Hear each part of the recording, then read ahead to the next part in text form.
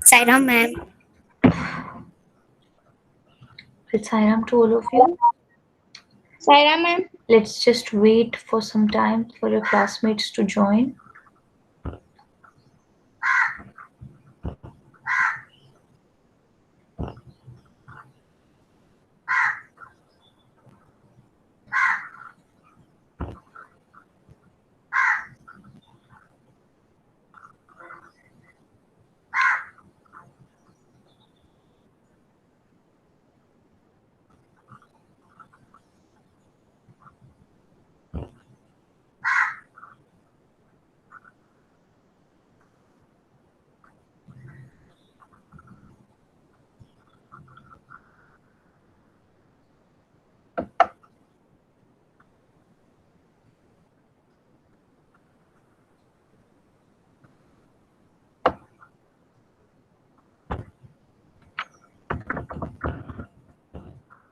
Sairam ma'am.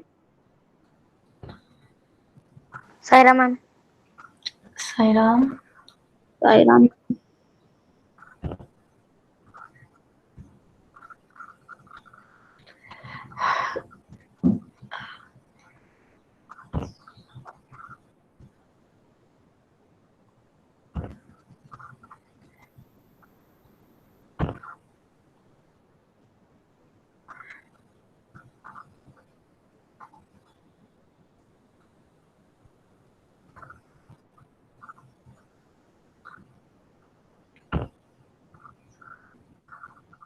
आज कौन सी book में से पढ़ेंगे?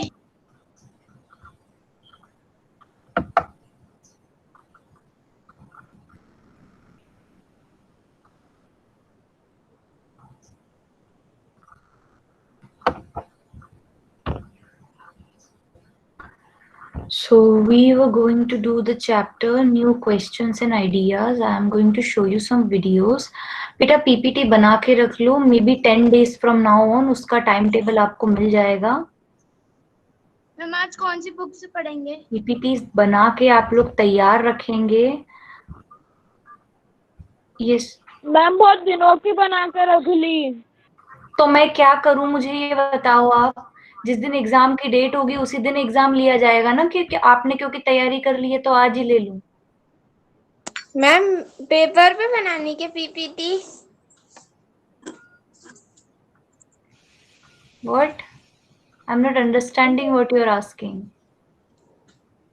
फाइल बनानी है क्या? मैम फाइल बनानी है.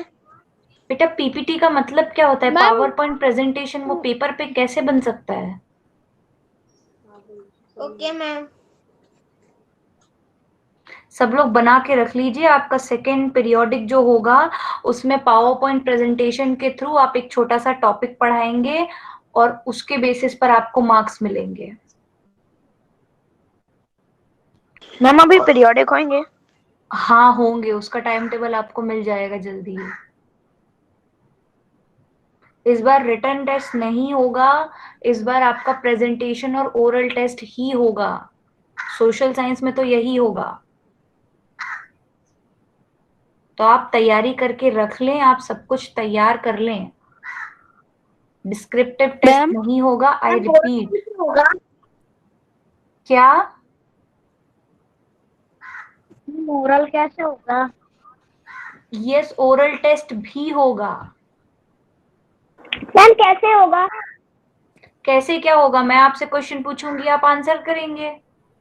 मैम उसमें लॉन्ग आंसर्स भी आ सकते हैं? नहीं.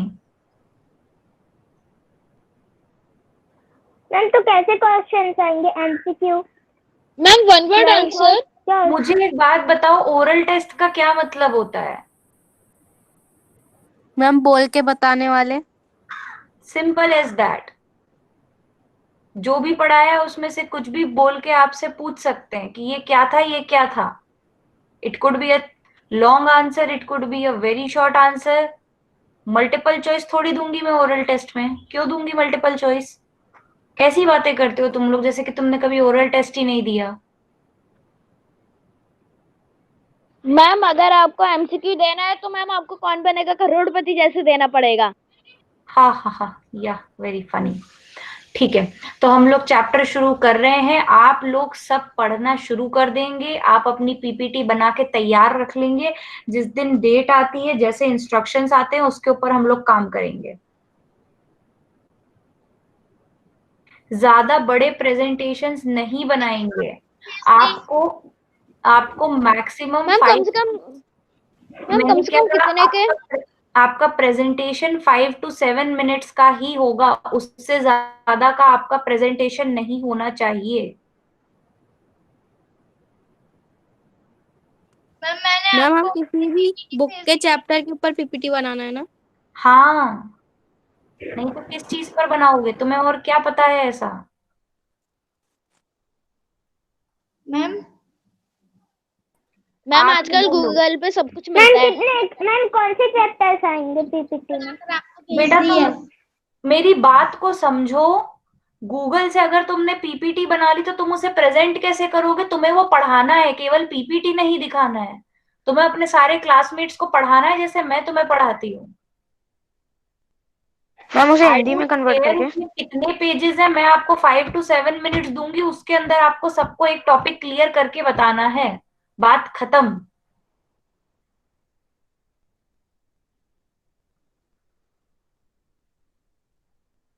अगर आपका 7 मिनट से ज्यादा जाएगा, मैं आपको बीच में रोक दूंगी। मैम इस आप बात स्टॉप को, वॉच लेके खड़ी रहोगी? बेटा मैं कुछ भी करूं, अब तुम लोग ना मुझे गुस्सा दिला रहे हो ऐसे बेतुके सवाल पूछ के। पॉइंट क्या है, आपकी पीपीटी तैयार होनी चाहिए, आप मेंटली ओरल टेस्ट के लिए तैयार होने चाहिए। बात खत्म।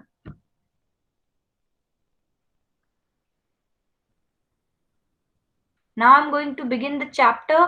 मैं यहाँ पर चैट बॉक्स क्लोज कर रही हूँ, क्योंकि यहाँ पर तुम अपनी बातें करना शुरू कर देते हो। अगर कोई तुम्हें प्रॉब्लम आती है वीडियो में, तुम लिख के रखोगे पेज पर अपने पास, और फिर जब मैं चैट बॉक्स ओपन करूंगी तब बताएंगे। No, you may not use video and explain. PPT PowerPoint presentation, बहुत क्लियरली बोल रही हूँ, पावर पॉइंट प्रेजेंटेशन में वीडियो इंक्लूडेड नहीं है।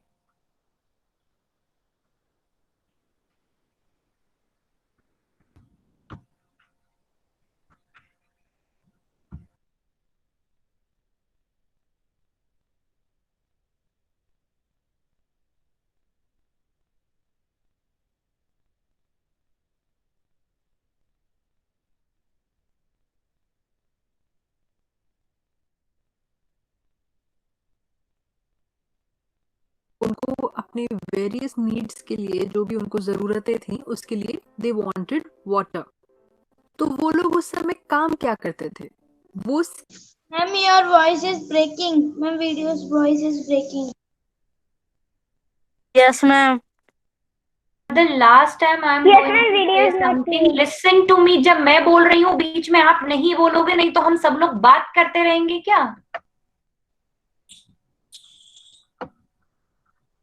अगर आवाज कट रही है, you will rejoin the meeting. मुझे यहाँ पर बोलने से कोई, मैं आवाज ठीक नहीं कर सकती।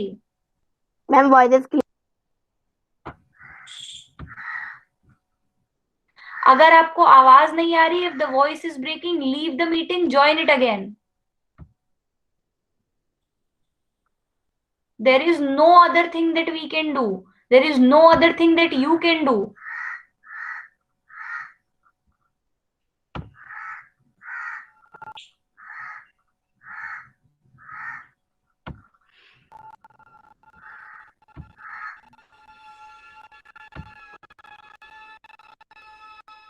हे गाइस, आज हम क्लास 6 की हिस्ट्री का चैप्टर 6 करने वाले हैं, new questions and ideas. As always इसको एकदम सिंपल फॉर्मेट में पॉइंट वाइज वे में समझ लेंगे। हम स्टार्ट करेंगे गौतम बुद्ध जी की कहानी से, the story of the Buddha.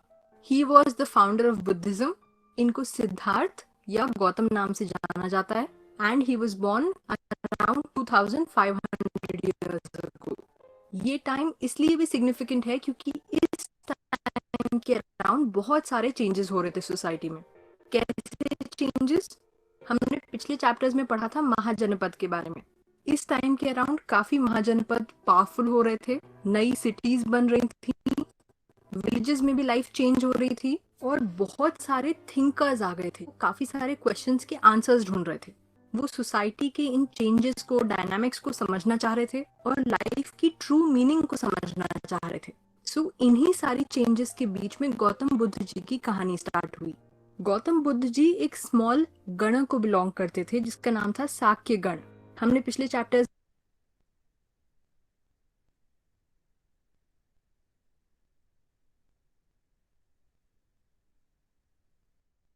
Ma'am आपने प्रेजेंटेशन का माइक मैम भाभी ने कर दिया था तो स्क्रीन शेयर कर दिया था। स्क्रीन प्रेजेंट कर दिया था तो आपका दिख नहीं रहा था। मैम मेरे दिख तो रहा था पर आवाज नहीं आ रही थी। यस मैम, आवाज नहीं आ रही थी भव्य की प्रेजेंटेशन की वजह से।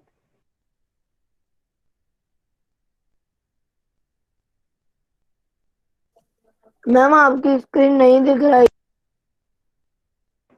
मैम क्या इसके बोल लिए रहे हो बेटा तुम लोग बीच में क्यों बोल रहे हो? मुझे नहीं समझ आ रहा। मैम भव्य ने भव्य ने अपनी मैम भव्य ने स्क्रीन प्रेजेंट कर दी थी, इसलिए मैम आपकी स्क्रीन दिखना बंद हो गया। Yes ma'am. किसने करी थी? मैम भाभी ने स्क्रीन प्रेजेंट करी थी तो मैम आपकी आवाज नहीं आ रही थी। मतलब वीडियो की आवाज नहीं आ रही थी। वीडियो की आवाज नहीं आ अब रही। एक साथ मत चिल्लाओ। Whoever did that, अब मत करो बेटा। I cannot monitor everything at the same time. आपके साथ साथ मैं भी वीडियो देख रही हूँ और मुझे वीडियो दूसरे टैब में देखना पड़ता है। थोड़ा सा पेशेंस रखो, थोड़ा सा काम रहना सीखो।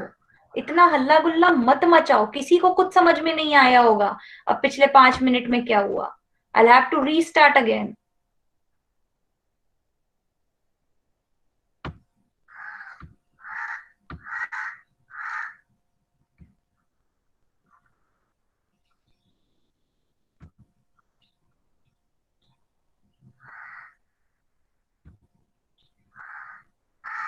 मैम माइक तो खोलिए। मैम माइक खोलो। आवाज नहीं आ रही। Ma'am voice is not clear. बेटा मेरा माइक चल रहा है, इसके अंदर भी ऑडियो चल रहा है। मैम पर आपकी प्रेजेंटेशन का माइक म्यूट है इस वजह से आवाज नहीं आ रही। यस मैम, दिख भी नहीं रहा। Wait a minute, wait a minute, wait a minute.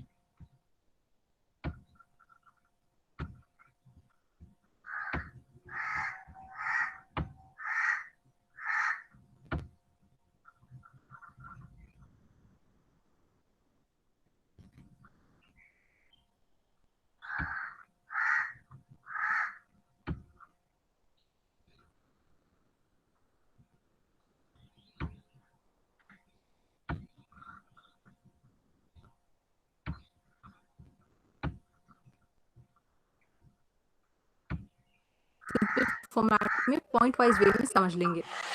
हम स्टार्ट करेंगे गौतम बुद्ध जी की कहानी से। The story of the Buddha. He was the founder of Buddhism. इनको सिद्धार्थ या गौतम नाम से जाना जाता है and he was born around 2500 years ago. ये टाइम इसलिए भी सिग्निफिकेंट है क्योंकि इस टाइम के अराउंड बहुत सारे चेंजेस हो रहे थे सोसाइटी में। कैसे चेंजेस? हमने पिछले चैप्टर्स में पढ़ा था महाजनपद के बारे में। इस टाइम के अराउंड काफी महाजनपद पावरफुल हो रहे थे, नई सिटीज बन रही थी, विलेजेस में भी लाइफ चेंज हो रही थी और बहुत सारे थिंकर्स आ गए थे, काफी सारे क्वेश्चंस के आंसर्स ढूंढ रहे थे। वो सोसाइटी के इन चेंजेस को, डायनामिक्स को समझना चाह रहे थे और लाइफ की ट्रू मीनिंग को समझना चाह रहे थे। सो इन्हीं सारी चेंजेस के बीच में गौतम बुद्ध जी की कहानी स्टार्ट हुई। गौतम बुद्ध जी एक स्मॉल गण को बिलोंग करते थे जिसका नाम था साक्य गण। हमने पिछले चैप्टर्स में गण के बारे में भी पढ़ा था। ये एक ऑल्टरनेट फॉर्म ऑफ गवर्नमेंट थी जहाँ पे किंग्स नहीं होते थे, बहुत सारे रूलर्स होते थे और सब मिलके रूल करते थे। तो गौतम बुद्ध जी ऐसे ही एक गण का हिस्सा थे जिसका नाम था साक्य गण। वो एक क्षत्रिय थे लेकिन एक यंग एज में ही उन्होंने अपना घर छोड़ दिया, अपने घर के सारे कंफर्ट्स छोड़ दिए। किस लिए? In search of knowledge. उनको भी इन्हीं क्वेश्चंस का आंसर ढूंढना था। कई सालों तक वो जगह जगह वंडर करते रहे, लोगों से मिलते रहे, थिंकर्स से मिलते रहे, उनके साथ डिस्कशंस किए, फिर भी कोई आंसर नहीं मिला। तो फाइनली उन्होंने डिसाइड किया कि ये जो आंसर्स हैं, जो रियलाइजेशन है, ये उनको खुद करना पड़ेगा। तो बोध गया एक जगह है बिहार में जहाँ पे एक पीपल का पेड़ है। वो उसके नीचे बैठ गए और उन्होंने कई दिनों तक मेडिटेट किया, तपस्या करी, और तब जाके उनको ट्रू एनलाइटनमेंट अटेन हुआ। उनको अपने सवालों के जवाब मिल गए, जिंदगी का मतलब समझ में आ गया। इसीलिए उनका नाम पड़ गया द बुद्धा, जिसका मतलब है द वाइज वन। वाइज का मतलब समझदार। उसके बाद वो सारनाथ गए और वहां पे उन्होंने फर्स्ट टाइम पढ़ाया। अपनी एनलाइटनमेंट से जो नॉलेज मिली थी उसको दूसरों के साथ शेयर किया। उन्होंने अपनी बाकी सारी जिंदगी एक सिंपल लाइफ बिताई, जिसमें वो एक जगह से दूसरी जगह फुट पे ट्रैवल करते थे, पैदल ट्रैवल करते थे और लोगों को सिखाते थे। He passed away at a place called Kushinagar और कुशीनारा।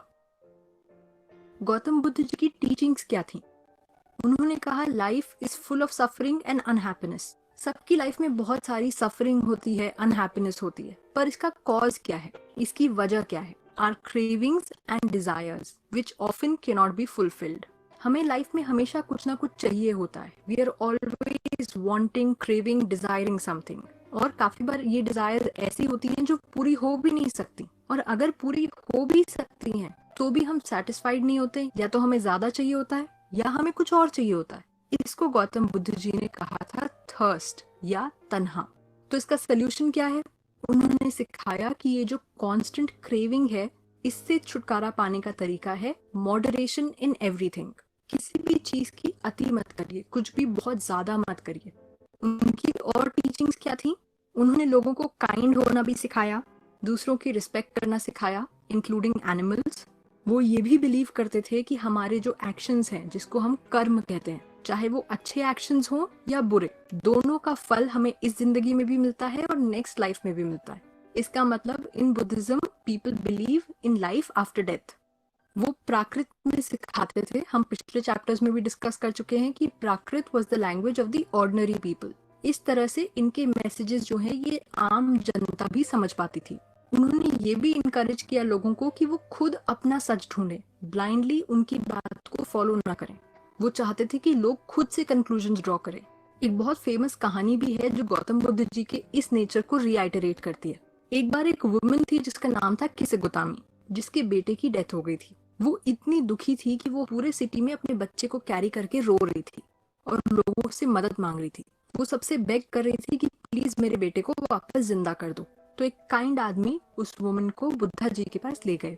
गौतम बुद्ध जी ने उनसे कहा कि आप मुझे मुट्ठी भर मस्टर्ड सीड्स, मतलब सरसों के दाने लाके दे दीजिए।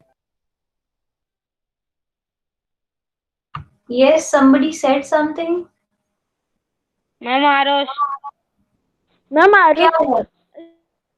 सेइंग दैट, मैम उस आवाज नहीं आ रही थी। बेटा मैं तुम लोगों को कितनी बार एक बात बताऊं कि अगर बाकी लोग वीडियो देख रहे हैं, आपको आवाज नहीं आ रही है, रीजॉइन द मीटिंग। मीटिंग को फिर से ज्वाइन करिए।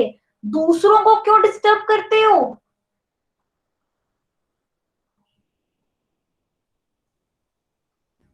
नेक्स्ट टाइम से जो भी ये काम करेगा उसे मैं सीधे क्लास से बाहर निकालूंगी। और एक बार आपको क्लास से बाहर निकाल दिया, फिर क्लास ज्वाइन नहीं कर सकते। दूसरों को डिस्टर्ब नहीं करें।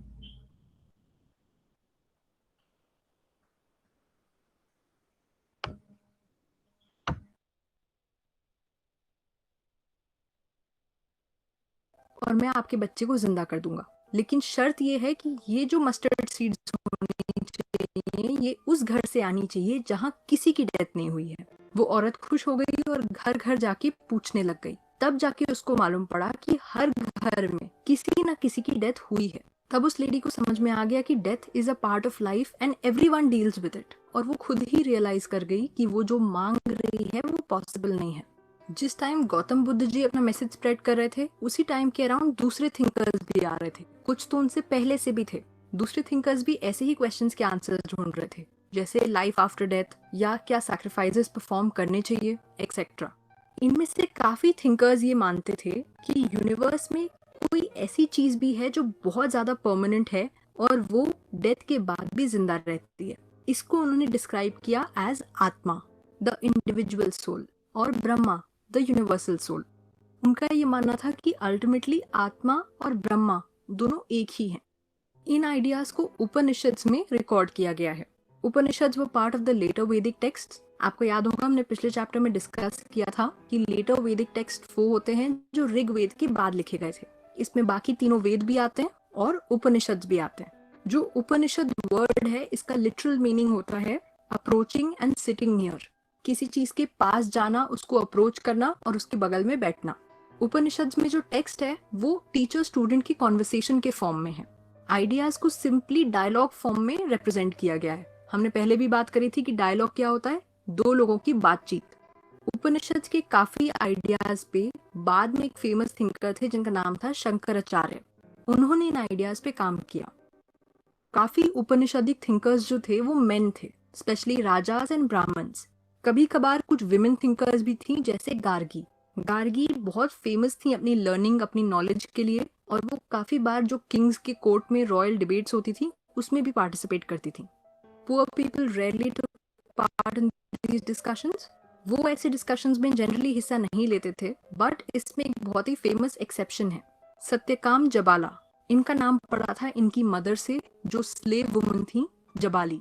सत्यकाम जबाला थे तो पुअर, एक स्लेव वुमन के बेटे थे, लेकिन इनको रियलिटी और नॉलेज जानने की बहुत इच्छा थी। तो एक ब्राह्मण टीचर जिनका नाम था गौतम, उन्होंने इनको एज अ स्टूडेंट एक्सेप्ट कर लिया। आगे चल के Satyakam became one of the best thinkers of the time. उनका नाम उस समय के one of the best thinkers में आता है। इसी टाइम के अराउंड दूसरे स्कॉलर्स भी काम कर रहे थे। उन्हीं में से एक बहुत ही फेमस स्कॉलर थे पनीनी। वैसे फन फैक्ट बताती हूँ, ये एनसीईआरटी की बुक में नहीं है, लेकिन फॉरेन में पनीनी नाम का एक सैंडविच भी होता है। बट यहाँ पे हम जिनकी बात कर रहे हैं ये एक बहुत ही फेमस और रिस्पेक्टेड ग्रामेरियन थे। इन्होंने संस्कृत के लिए एक ग्रामर बनाई थी। इन्होंने संस्कृत के वावल्स और कॉन्सोनेंट्स को इस तरह से अरेंज किया एक स्पेशल तरीके से कि उससे वो फॉर्मूले बना पा रहे थे संस्कृत के, जैसे अलजेब्रा में होते हैं। आप जब मैथ्स और अलजेब्रा पढ़ते होंगे तो उसमें कई सारे फॉर्मूले होंगे ना, तो इन्होंने वावल्स और कॉन्सोनेंट्स को ऐसे अरेंज किया कि उससे भी संस्कृत के फॉर्मूले बन सकते हैं। फिर इन फॉर्मूले को यूज करके उन्होंने संस्कृत लैंग्वेज के 3000 से भी ज्यादा छोटे फॉर्मूले बनाए which became the rules of Sanskrit. ये था हमारा पार्ट 1 ऑफ द चैप्टर। इसमें हमने काफी कुछ इंपॉर्टेंट कवर कर लिया है और नेक्स्ट पार्ट में हम और भी बहुत सारी इंपॉर्टेंट चीजें करने वाले हैं। अगर आपको ये लेक्चर पसंद आया हो तो subscribe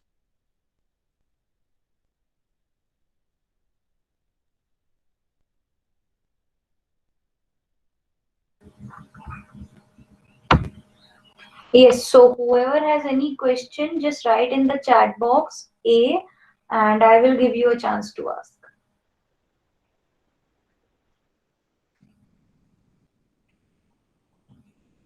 Thinkers are the people who think. सोचने वाले लोग. Yes, Devansh. Ma'am what is संघ एंड गणा? संघ जहां पर लोग रहते थे, गण लोगों को कहते थे. Panini was a person who wrote grammar rules. Thirst मतलब प्यास, craving and desire are basically more or less the same thing. इच्छा, चाहत.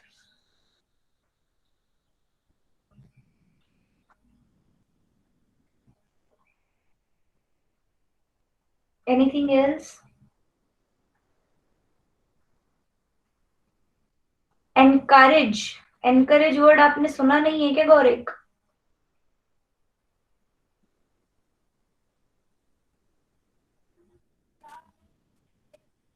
It means किसी को बढ़ावा देना किसी अच्छे डायरेक्शन में.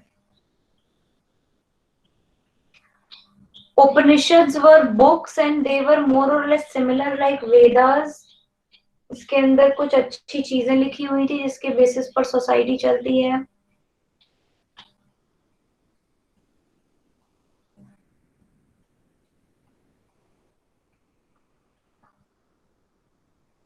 Anything else?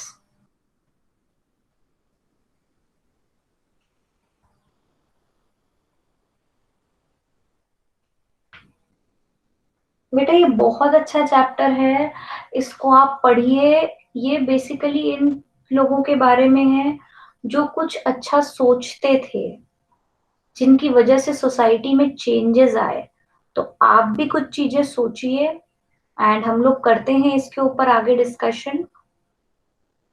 If anybody has anything to say, anything to ask, आप पूछ सकते हैं। यस, इसमें मैम आगे चैप्टर गया क्या भी था? है। बहुत सारी चीजें इसमें मैम कवर होंगी। बोलो मैम चैप्टर गया क्या था?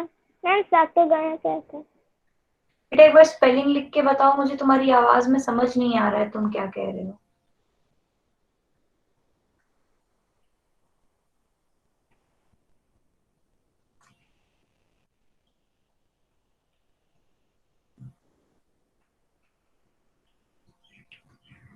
गण थे लोगों के ग्रुप, साक्य गण एक पर्टिकुलर ट्राइब ऑफ पीपल जिनका नाम था साक्य, उनको बिलोंग करते थे गौतम बुद्ध।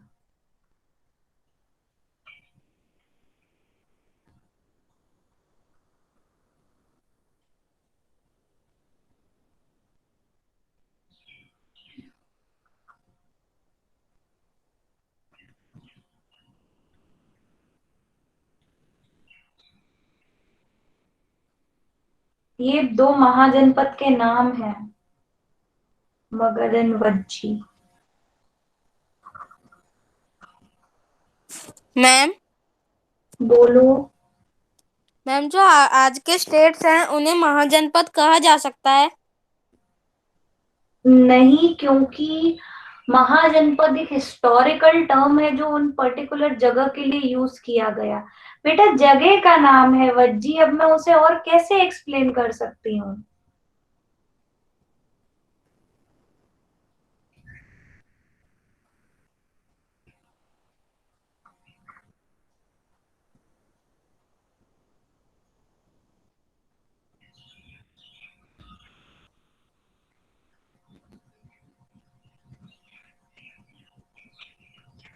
बेटा आप लोग क्या मेरे आंसर नहीं सुनते हो क्या जब कोई मुझसे कुछ पूछता है? मैंने 5 मिनट पहले बताया है कि संघ गण ये सब क्या होते हैं। ये एक व्यक्ति का नाम है।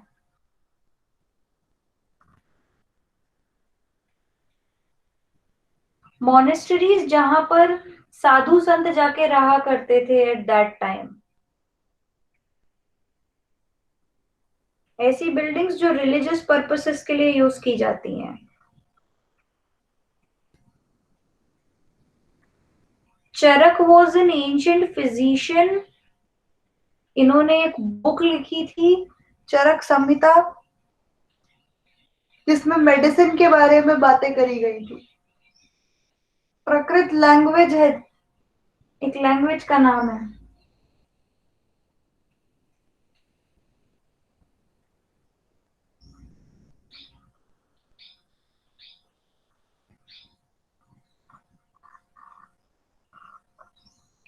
अहिंसा, हिंदी में अहिंसा।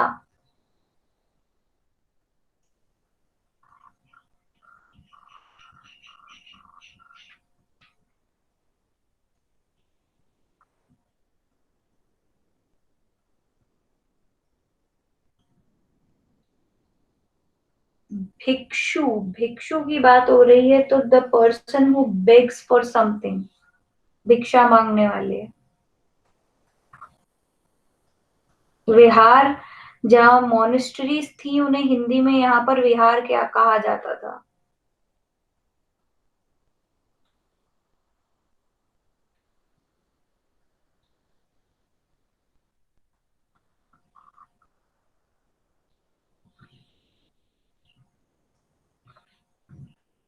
Gaurik, I do not understand your question. Sarnath में उन्होंने एक सरमन दिया था जहां पर उन्होंने लाइफ के बारे में बात करी थी, इम्पोर्टेंट, महापरिनिर्वाण के बाद।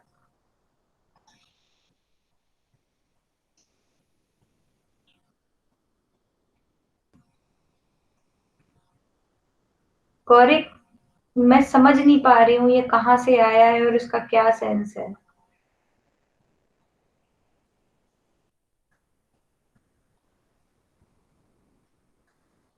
उसकी एक अलग स्टोरी है Devansh. If we get time after our chapters, we will get into that. Hold on to that question.